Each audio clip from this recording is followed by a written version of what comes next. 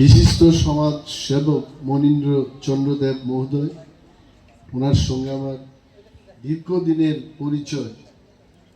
রাজনীতিতে আসার পর ওনাকেই চিনতাম এখানে আসারাম বাড়িতে, ওনার সাথে আলোচনা হতো। আমাদের মধ্যে আছেন গোপাল বাবু, কিছুদিন আগেই বিয়ের অনুষ্ঠান গেল, ওনার বাড়িতে আসতে পারি নাই।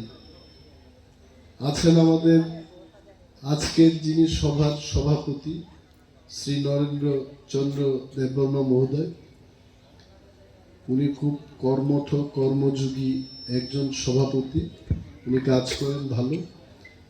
আমাদের মহিলা নেত্রীগণ এবং যারা মহিলারা বিশেষভাবে আজকে এখানে এসছেন, আপনাদের ধন্যবাদ জানাই।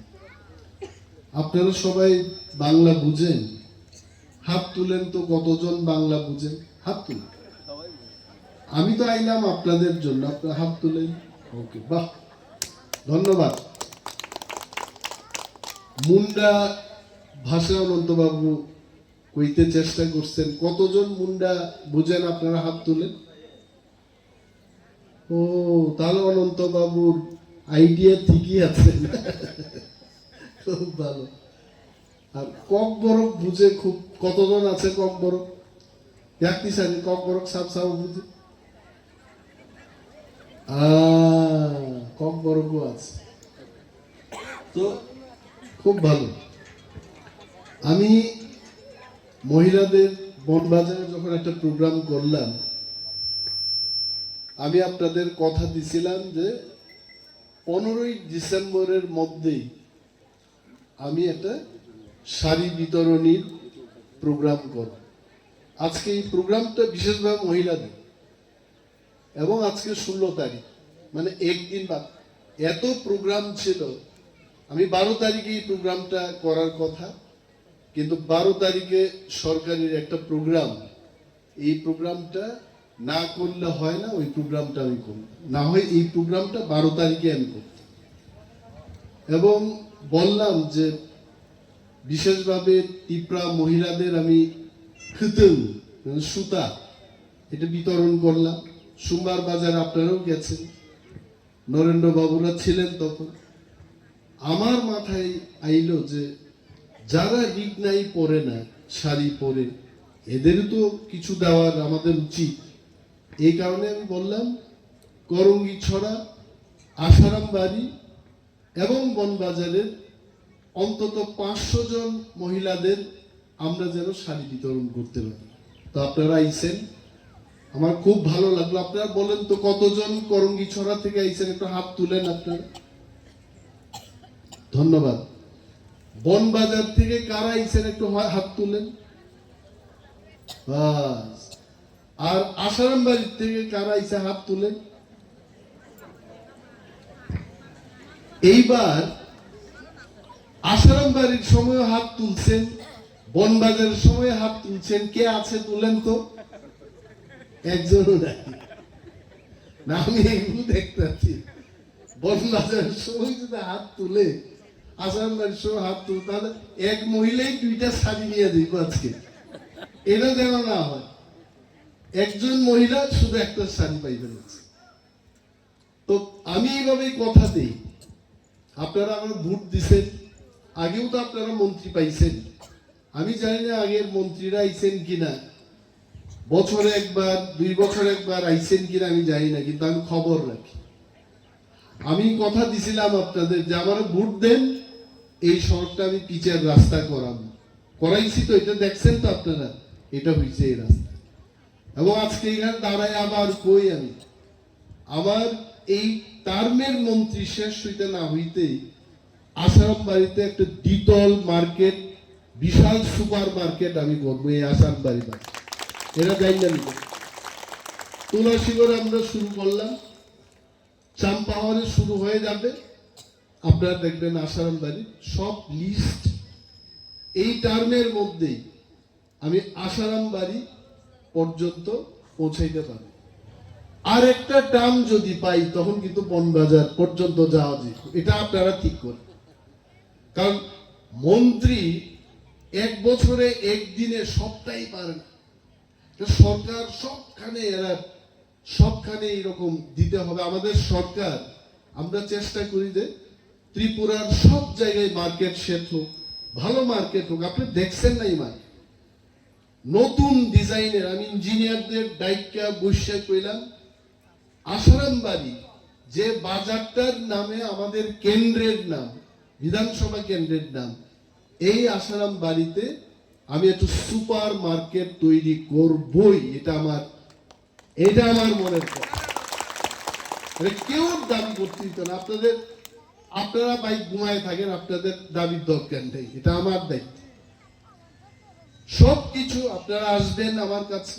যেমন মনীন্দ্র বাবু আমার কাছে একদিন গেলেন একটা বিশেষ ব্যাপার নিয়ে, সঙ্গে সঙ্গেই কিন্তু কর্তৃপক্ষের কাছে চিঠি লেখালেখি, দপ্তরের বিভিন্ন অফিসারদের সঙ্গে আলোচনা, এগুলো আমি করি।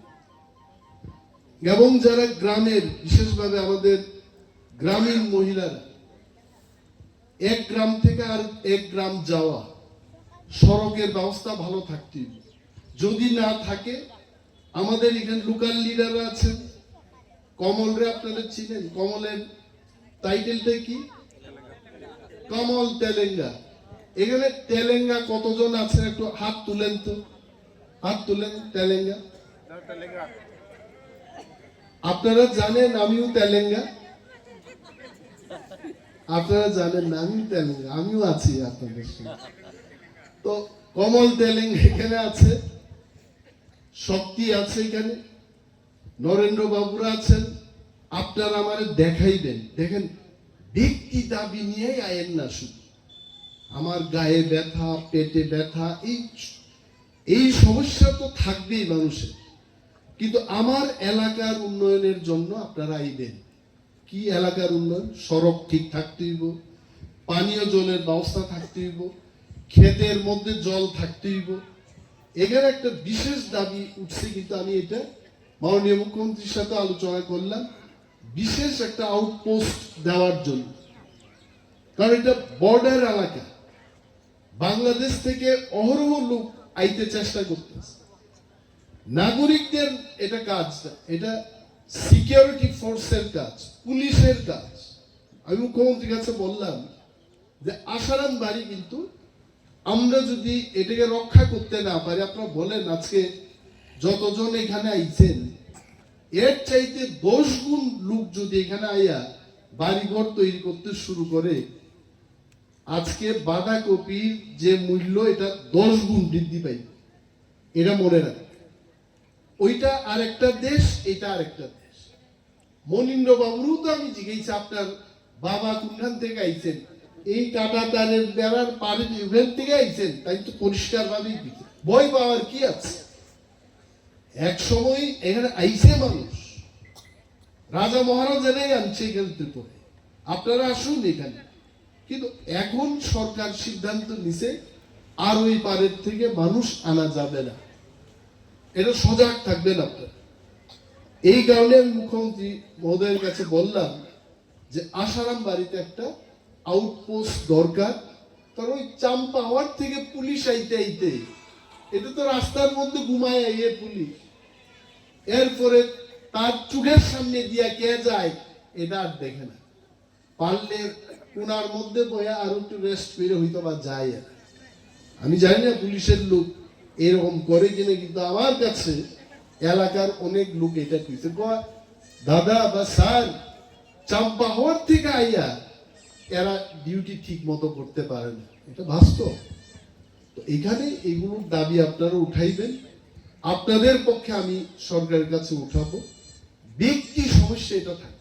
আর আমি অনুরোধ করব, এখানে যারা মহিলারা আছেন, আয়ুষ, এই যে আয়ুষ কার্ড, তো এটা হেলথ কার্ড, এইটা আপনারা কিন্তু সবাই করবেন। এই কার্ড করলে কিন্তু সরকারিভাবেই সমস্ত চিকিৎসার সুযোগ সুবিধা থাকে।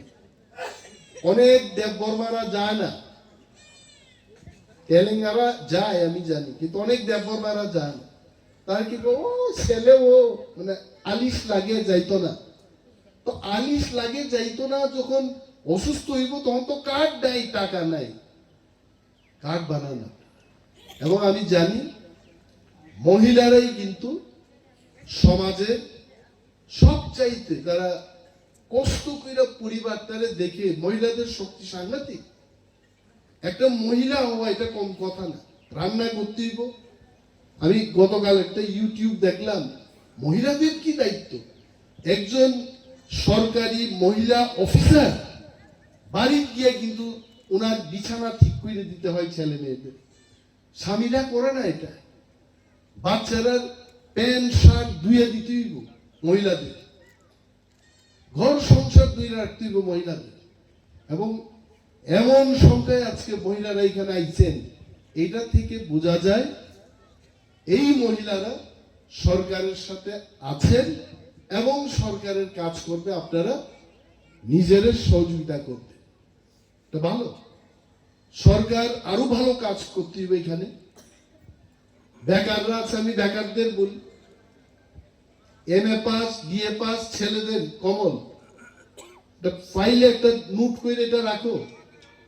কয়েকদিন আগেকার কথা পরিণভাবে আমি একটু বলি, ফিশারির একটা ভালো পোস্ট বাইছে, ক্যান্ডিডেট নাই। খুঁজা সারা 5 দিন খুঁজলাম আমি, নাই নাই নাই, একটা ছেলে খুঁজা পাওয়া গেল। মন্ত্রী খুঁজা এই লোকটারে খুঁজা চাকরি দিতে, চিন্তা করে।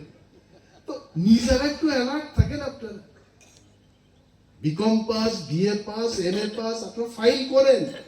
লোকাল লিডারদের আমি বলছি, যেই সুযোগ আইব ফোন আইব বাস। এইগুলো হচ্ছে সমাজ সেবা। আমি খালি টিপ্রামথা লং লিভ কইলাম, এইটা দিয়ে টিপ্রামথা লং লিভ হইতো না। মানুষের কাজ কইরা, মানুষের মনের মধ্যে জায়গা কইরা টিপ্রামথা লং লিভ করতে। লং লিভ কথা তো বুঝছেনি আপনারা। লং লিভ হইতে দীর্ঘায়ু হোক, মানে আরো বেশি বয়সে থাকুক, বাচ্চা থাকুক। তো আরো বেশি বয়সে বাচ্চা থাকতে গেলে কাজ করতেই মতো। একটার নাম আপনারা শুনছেন, রাজকুমার। আইনি রাজকুমারের চিনেননি আপনারা? রাজার ছেলে রাজকুমার বই, ওই যেখানে ওটাও তুমি, এর নাম রাজকুমার। তীব্রমতা ক্ষমতা দেয় নাম পাল্টাই দিচ্ছে, আমি রাজকুমার। কিন্তু আমি মন্ত্রী হয়ে কইছি, আমি মন্ত্রী কুমার কইছি নি কোনোদিন? আমার নাম মনিবেশ দেববর্মা, নাম একটাই দিচ্ছে, শুধু কাম করি মন্ত্রী। আরে বেটা, নাম রাখছে রাজকুমার, কাজ করে না রাজকুমার। কাজ করতে মানুষের কাছে যাইতে বুঝাইতে। আরে একটা মহিলাদের এখানে কি গ্রুপ কয়টা রে? Primitive group. হ্যাঁ, কার্ডটা তো এখন BPL কার্ড বলে না, কি কার্ড বলে এটা? Priority group. প্রায়োরিটি গ্রুপের যাদের যোগ্যতা আছে তাদের পাইতে। এই কারণেই তো সরকার, এলাকার লিডাররা কাজ করতো না, মন্ত্রী বাহাদুর জানতেন না, মহিলারা এখানকার লোকেরা আপনারা বঞ্চিত হইবেন, এটা হইতে দিয়ে না। আমি যখন আই এইভাবে বিশেষ কোনো কথা থাকলে আমার দাঁড় করায় আপনার জিগাইবেন, দাদা কাকা মামা স্যার যাই রাখেন, আপনার বলবেন যে এই সমস্যা আছে। গতবার আমি বনবাজার যখন আসলাম, একজন রিটায়ার্ড টিচার, উনি যেভাবে ব্যাপারগুলো বুঝাইলেন যে জলের ব্যবস্থা করতে হবে, অনেক সময় এই ভদ্রলোকের কথা আমার মনে পড়ে। উনি কিন্তু রাজনেতা না, উনি রিটায়ার্ড শিক্ষক। এবং পরের দিন গিয়ে আমি কইলাম, ঢুকাও এটা শেডিউলের মধ্যে, আগামী অর্থবর্ষে এই কাজ আসারামবাড়ি বনবাজার এলাকায় এটা করতে হবে। এটা হচ্ছে রিপোর্টিং। এই রিপোর্ট আপনারা করুন। আমি জানি মহিলারা কেন তাড়াতাড়ি হাততালি বাজিতেছেন, কারণ এটা নিয়ে আপনার বাড়িতে চাইবেন। হ্যাঁ, আপনারা ভাবতেছেন টাইম কেন বক্তৃতা শেষ করে না, কোন কালারটা জানি আমার পরে, এটাও তো আর একটা কথা। কারণ বিভিন্ন রঙের শাড়ি, এইতে কোন শাড়িটা আমার, এটাও তো কথা। এমনও তো হইতে পারে একটা টার্গেট করে রাখলাম, এটা দেওয়া হয়েছে আরেক মহিলার, এটা হইব কিন্তু আছে। আর যদি আমি কই যে যার পারেটে নিয়ে যান, বিপদ, এটা কইরেন না আপনি। লাইনের পর লাইন এইভাবে নেবেন। আপনাদের জন্যই আসলাম, একটু দেরি হইলো, আর একটা প্রোগ্রাম ছিল এখানে। আমার খুব ভালো লাগে এবং এটা আমার কথা, কি কি কইলাম আপনারা মনে রাখবেন। কাজ আমাদের করতে, অনেক কাজ করার বাকি। আপনাদের সমর্থন আমার দরকার। একসাথে থাকবেন, সমর্থনে থাকবেন, কাজ করবো। আর বিশেষ কিছু বলছি না, এই কয়েকটা কথা বলেই আমি আমার বক্তব্য শেষ করছি। জয় হিন্দ।